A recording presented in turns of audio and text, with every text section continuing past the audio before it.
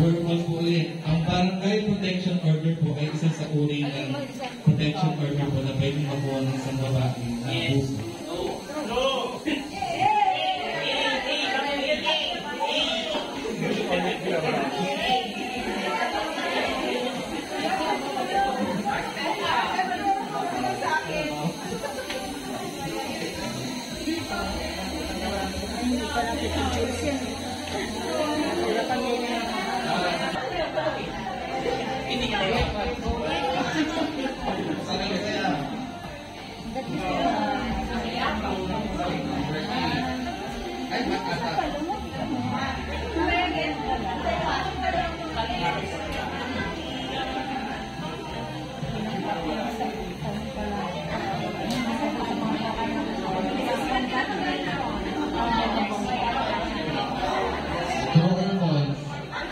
Violence against women encourages the capacity of women to participate in social.